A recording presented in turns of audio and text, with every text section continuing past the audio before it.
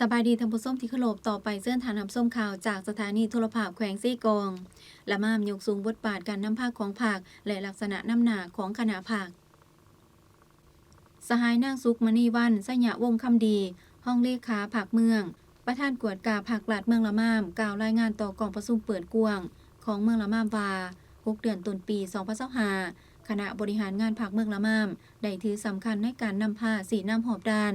ซึ่งได้เอาใจใส่เป็นพิเศษในเวียกงานการเมืองแนวคิดจัดตั้งเสื่อมซึมแนวทางนโยบายมติคำสั่งนิติกรรมต่างๆของศูนย์กลางภาครัฐบาลก็คือของแขวงซี่กองให้คณะภาคสมาชิกภาคพนักงานราชการสองกำลังประกอบอาวุธเพื่อหับหูและเข้าใจ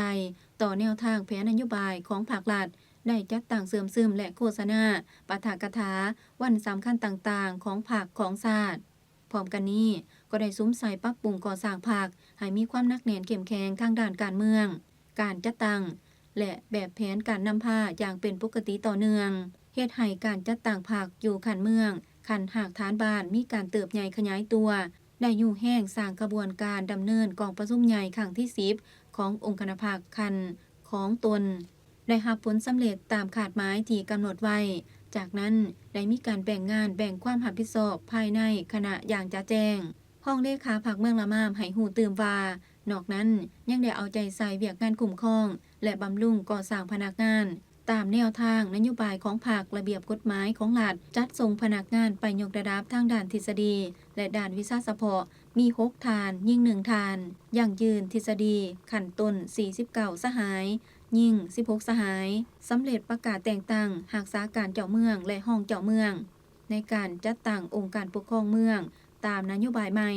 ได้แต่งตั้งซับซ้อนพนักงานผู้ที่มีมาตรฐานเงื่อนไขเข้าใส่ตำแหน่งหัวหน้าห้องการห้องหัวหน้าห้องการและหัวหน้าหน่วยงานได้ทั้งหมด15ฐานยิ่ง3ฐานกองประชุมคบคณะบริหารงานภาคเมืองละมามเปิดกว้างครั้งที่2สมัยที่10ได้จัดในครั้งวันที่24กรกฎาคม2025ที่สโมสรของเมืองโดยการเข้าร่วมของสหายปริญญาเอกแพ่งศรีศรีลาวีกรรมการประจำภาคแขวงห้องประธานสภาประชาชนแขวงเซกองสหายปริญญาเอกตุลาวันวงไส้กรรมการภาคแขวงเลขาคณะบริหารงานภาคเมืองละมามมีกรรมการภาคเมืองห้องการออมข้างเมืองและหากฐานบ้านเขาห่วม